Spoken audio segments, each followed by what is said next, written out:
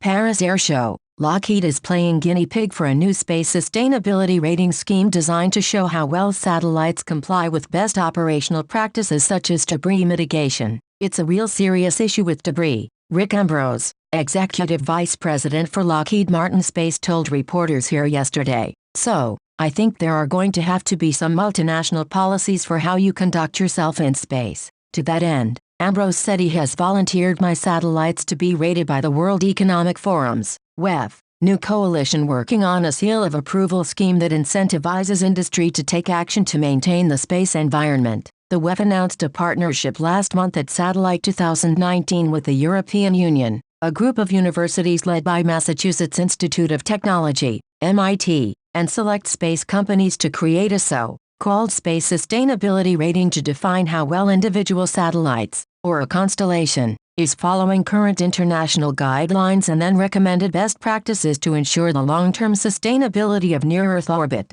This includes looking at active satellite operations, such as the ability to maneuver to avoid collisions, and end-of-life disposal plans. The rating system will use publicly available data about satellites and/or information provided by operators. Nikolai Klistov, who leads the WEF project, told me during Satellite 2019 that he hopes to have a final version of the rating scheme completed within the next 2 years. Lockheed Martin will become one of the first companies to submit to the fledgling rating process as WEF attempts to work out the exact parameters, Ambrose said. Along with Airbus, he added that he is meeting today with WEF representatives here to work on how to proceed. Ambrose said that one of the problems with managing space debris is that no one wants to pay the price to clean it up. Meanwhile, there is a growing proliferation of satellites, especially in low Earth orbit, LEO, that are not equipped to undertake even the most basic debris mitigation measures, primarily small CubeSats that currently fall between the cracks in the U.S. regulatory system.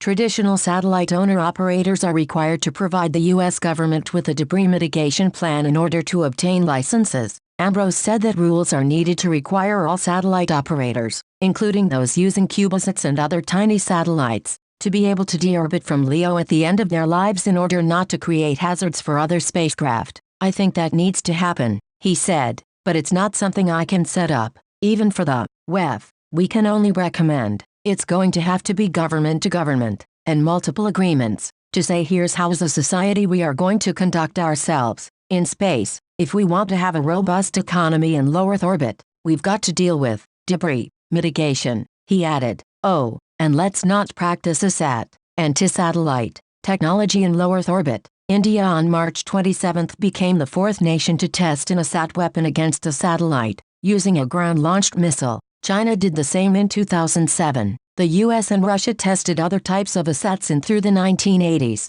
The US also destroyed a satellite in LEO using a ship-launched missile defense interceptor in 2008, although Washington insisted at the time the action was not an ASAT test. The WEF effort is a follow-up of sorts to the effort by the UN Committee for the Peaceful Uses of Outer Space, COPUOS, to develop an internationally agreed set of voluntary guidelines for best operational space practices. The initiative, which began in 2010 and finished in 2018, was undertaken by the Working Group on the Long-Term Sustainability of Space Activities, LTS for short. The US, China, and Russia were all active participants. While the group managed to approve 21 guidelines, the effort ended in June 2018 after Russia, in a snit over the group refusing to accept 7 of its proposals, refused to allow the report to be formally referred to the UN General Assembly. But, in a breakthrough today, COPUOS today in its annual meeting decided to adopt the 21 guidelines anyway, and further decided to continue work on best practices under a new working group,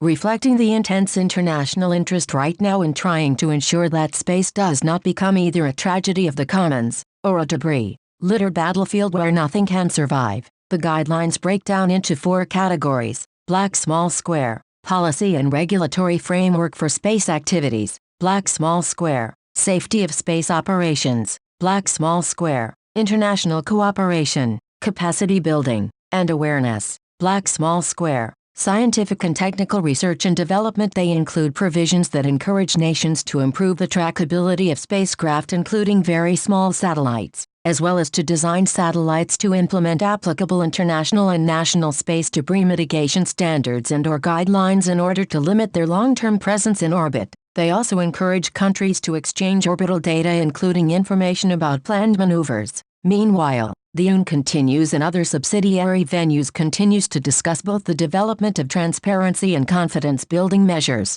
TCBMs, in order to reduce the risks of conflict in space, and the possible future development of a treaty to prevent an arms race in outer space. PAROS, a UN group of governmental experts, a special study group formed by the Secretary General on PAROS that began work in 2018 wrapped up at the end of March, and unsurprisingly failed to reach a consensus, given that the U.S. has long opposed any such treaty, and especially the draft being touted by Russia and China, called the Prevention of the Placement of Weapons in Outer Space, the Threat and Use of Force Against Outer Space Objects, or PPWT for short, for a number of arguably good reasons. The UN Disarmament Commission meanwhile has established an ongoing working group on TCBMs that the U.S. is supporting. While Lockheed is only one company, as a major defense contractor, its participation in the norm-setting effort is interesting as a potential influencer on the Trump administration that has been more reluctant to actively participate in international efforts to set rules of the road for space than the previous administration.